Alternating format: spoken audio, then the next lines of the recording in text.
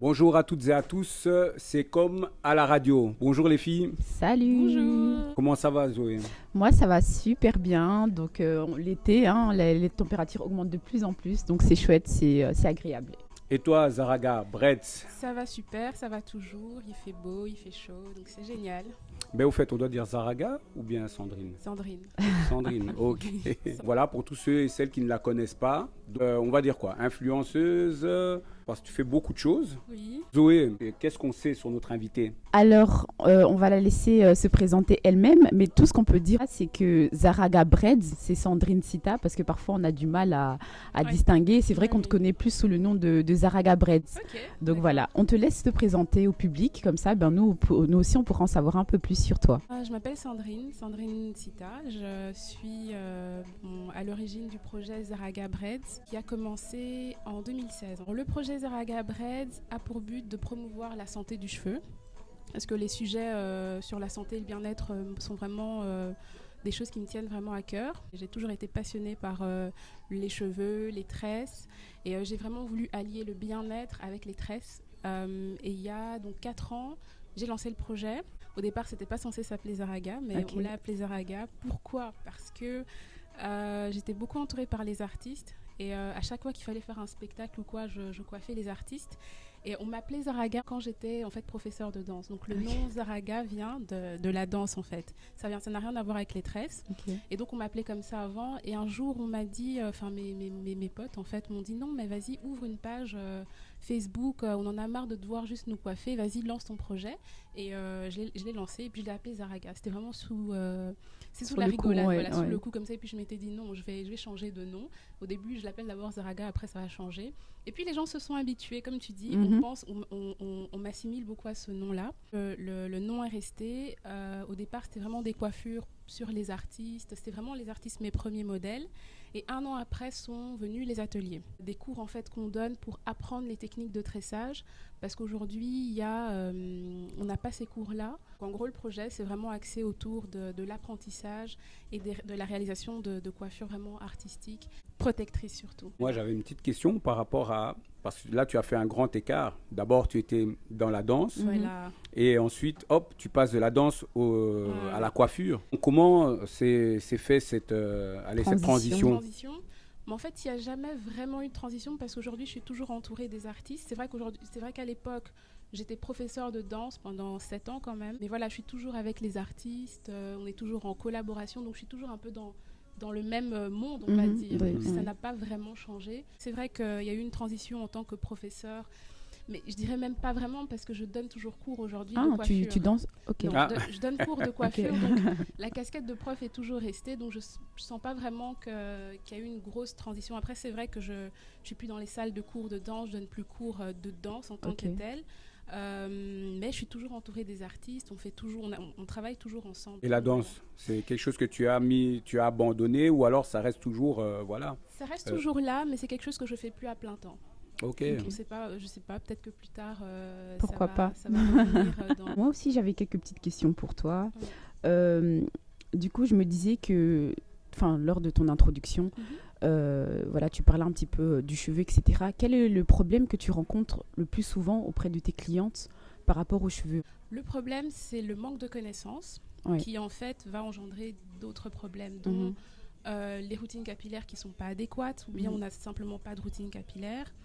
Les problèmes les problèmes les plus graves, c'est les alopécies. Donc les Ouais, personnes qui exactement. perdent leurs cheveux. Mhm. Ça Comme peut moi. Oui, mais lui, c'est plus l'alopécie, ça. Ça, c'est c'est un autre niveau. Tout. Elle peut plus rien faire pour toi là. C'est pas qu'on peut, on peut toujours travailler le cuir chevelu, faire des massages capillaires. Tout donc niveau il y a des cheveux. Ah, en tout cas. Il veut des cheveux, lui. C'est pas. Ah, c'est vrai, tu veux des cheveux? Non, moi c'est plus au niveau de la barbe, hein, plus la barbe. Ah, mais oui, justement, parce que la barbe et les cheveux, c'est un peu ensemble. Donc, vraiment, l'entretien de la Ouais. barbe pour les hommes, l'entretien des cheveux. C'est vrai qu'il y a pas mal d'hommes aussi qui viennent. Ah, il y a des hommes Oui, aussi. il y a des Ok. hommes qui viennent Voilà. des fois aux ateliers Il est content. pour apprendre les techniques de tressage. Les hommes viennent aussi quand ils commencent à perdre leurs cheveux ou bien justement pour l'entretien de la barbe, des petits conseils comme ça parce que souvent la barbe est sèche, on veut la densifier un petit peu plus.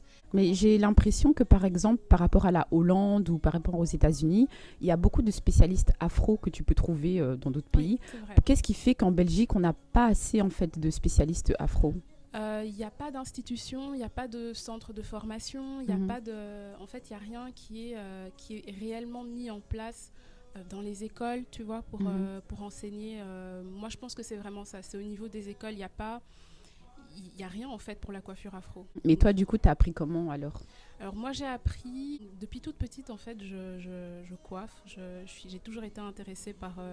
En fait, tout ce que j'avais sous la main, je tressais. C'était vraiment très autodidacte. Et puis par la suite, j'ai suivi donc sur tout ce qui est entretien du cheveu, j'ai suivi des cours. J'ai été à l'étranger aussi pour me former, puisqu'ici il n'y avait rien. C'est vrai que j'ai pris des cours ici en Belgique, mais c'était sur la coiffure en général. Donc c'était plutôt sur le cheveu européen, c'était pas sur le cheveu africain. Mais c'est toujours important parce qu'un cheveu reste un cheveu. C'est toujours important de connaître en fait la structure du cheveu, la chimie capillaire. Enfin, ce sont des notions que tout coiffeur doit connaître. Donc c'est pas parce qu'on est juste spécialisé dans le cheveu afro qu'on va juste rester dans ces techniques de tressage, parce qu'un cheveu reste un cheveu. Et je pense qu'il faut voir en fait tout sur le cheveu parce que nous aujourd'hui c'est vrai qu'on notre technique de prédilection, c'est les tresses afro, les tresses africaines, les braids, etc. Mais on coiffe tous les types de cheveux. Donc, comme on coiffe tous les types de cheveux, on est censé connaître la structure de tous les types de cheveux, comment est-ce qu'un cheveu européen, asiatique, bouclé, crépus, frisé va se comporter. Donc on est vraiment très global dans la formation. En fait, moi, j'ai voulu me globaliser et ne pas juste rester dans la nature, centré sur le cheveu afro. Mais c'est vrai que les techniques, tout ce qui est vraiment artistique, c'est vraiment la base, ce sont les techniques africaines, ce sont les tresses. En fait, c'est le métissage capillaire que tu fais. C'est le métissage capillaire, c'est la diversité. C'est important. Pour moi, je trouve que c'est important. J'ai grandi dans la diversité. Donc, du coup, c'est important pour moi de mettre vraiment l'accent sur la diversité dans ce que je fais. Quand on t'entend, il y a beaucoup de choses à dire sur la coiffure, sur les explications, le cheveu, etc. Mais j'ai vu aussi que tu étais partie au Congo. Oui, j'avais la même question. Il y a eu pas mal de choses qui se sont passées et que, voilà, je ne sais pas qu'est-ce qu'il y a eu en fait. En fait, il y a eu des choses très, très inattendues. Donc, je ne m'attendais pas à ce qu'on fasse tout ce qu'on a fait à Kinshasa. Je suis partie en juillet. Au départ, c'était un voyage en famille. Mais donc, il y a un an, j'ai fait un festival justement avec Marie de MK Natural Beauty, avec qui je fais Marie Calipé.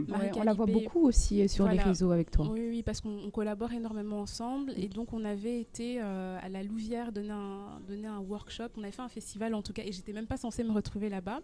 Et donc, dans ce festival, j'ai rencontré des entrepreneurs congolaises. Parce que moi, je voulais aller à Kinshasa, mais ça faisait tellement longtemps. Et je me disais, voilà, est-ce qu'il n'y a pas moyen de faire quelque chose là-bas au niveau du capillaire? Je ne savais pas du tout ce qu'il y avait là-bas. Elles recherchaient des conférencières et elles m'ont booké, mais vraiment à trois jours de la conférence, elles m'ont booké. Quand tu étais sur place ou à partir d'ici? Quand j'étais à Bruxelles. À Bruxelles. Donc, c'était vraiment en last minute qu'elles m'ont booké. Elles m'ont demandé si je pouvais intervenir lors d'une conférence à Kinshasa.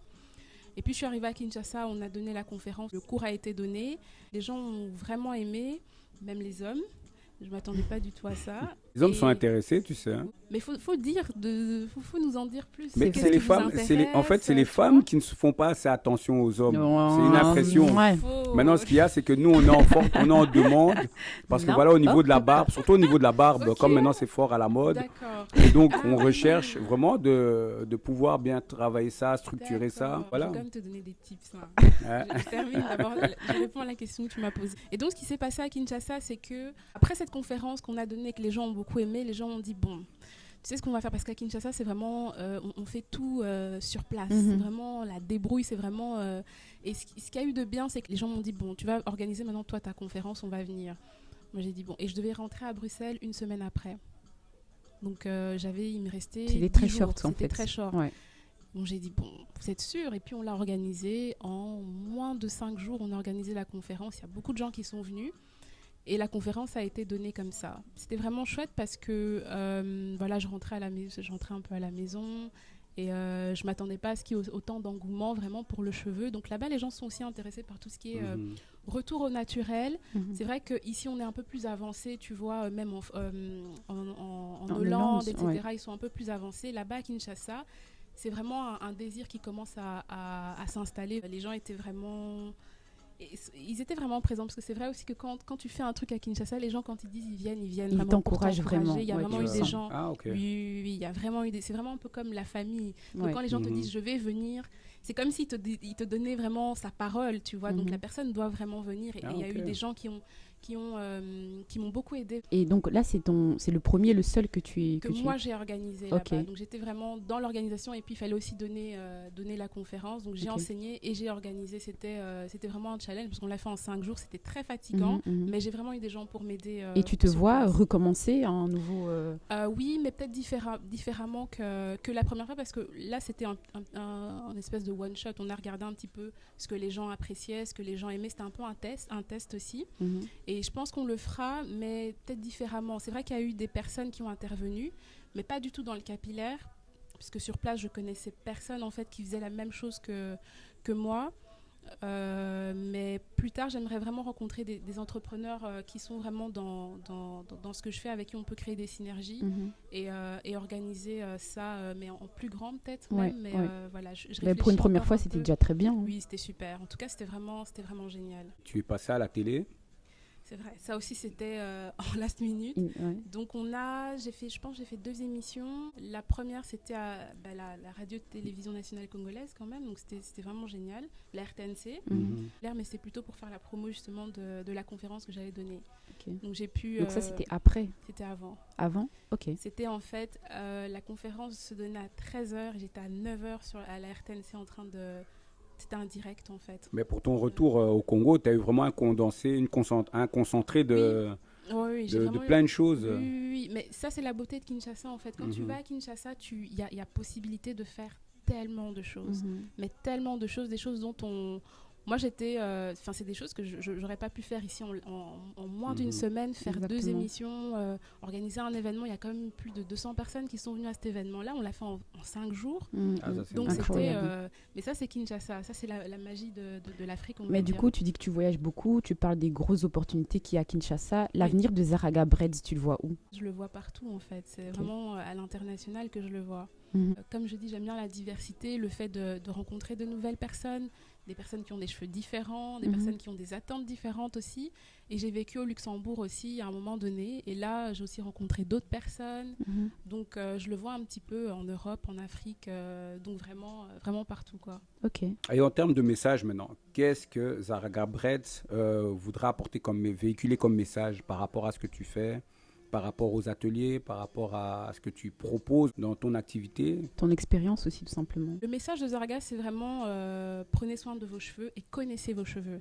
Parce que on ne peut pas savoir ce dont notre cheveu a besoin si on ne le connaît pas. Donc c'est important de se connaître, de savoir la nature de notre cheveu, les besoins de notre cheveu, pourquoi quand on est ici, quand on n'est pas dans un environnement propice en fait à la santé de notre cheveu, pourquoi est-ce que notre cheveu se comporte, est trop sec, pourquoi, tu vois. Donc c'est vraiment connaître son cheveu et savoir ce dont il a besoin, et surtout donner de la valeur à notre cheveu, s'aimer, s'apprécier. Ça va au-delà de la culture, comme on a un fort retour aux sources, nappies, etc. Ça va au-delà de la culture, ça va vraiment, c'est plus dans la connaissance, dans la valorisation de soi.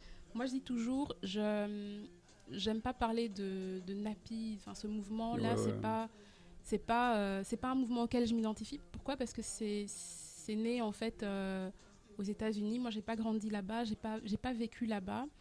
Je suis pas retournée au naturel pour devenir nappy. Je suis retournée au naturel pour retrouver un cheveu en bonne santé. Voilà, donc voilà.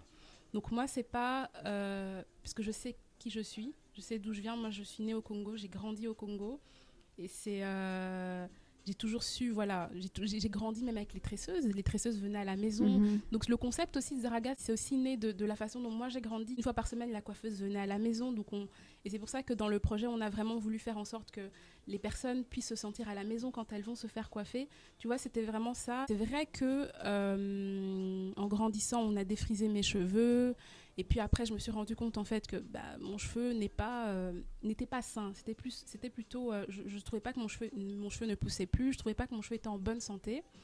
Donc, quand je suis retournée au naturel, je suis retournée au naturel. Je suis pas allée vers le nappy. Un mouvement que je respecte vraiment, mais je me sens pas, je ne m'identifie pas vraiment à ce mouvement-là parce que la revendication est autre en fait. Mais moi, j'ai grandi dans un contexte aussi autre, différent. Et puis, j'ai aussi été influencée par tout ce qui était santé capillaire. J'ai fait des études en kiné. Donc, la santé, c'est quelque chose qui me tient vraiment à cœur.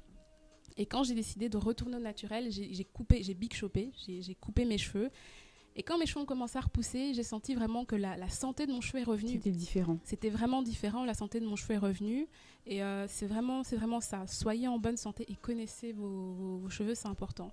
Avant même de parler, nappy, c'est bien, hein, c'est beau, je trouve aussi. Hein, non, mais c'était pour resituer, parce que comme on a beaucoup de mouvements, on a beaucoup de personnes, comme tu dis, il y a des tresseux, il y a beaucoup de gens qui se lancent dans certains domaines. Et donc, on aime bien toujours savoir un peu, c'est quoi vraiment. Mais c'est bien qu'elle parlait de la connaissance, justement, parce que c'est intéressant que tu distingues le nappy, en fait, le retour au naturel, parce que c'est vrai que les gens l'assimilent. Moi-même, je me dis, retour au naturel, c'est nappy, parce que c'est quelque chose qu'on entend tout le temps. Oui, nappy, c'est plutôt natural and happy. Donc, tu es naturelle, mais tu es heureuse aussi d'avoir. C'est très bien d'être. Mais je pense qu'il faut ajouter à ça la connaissance aussi. Oui.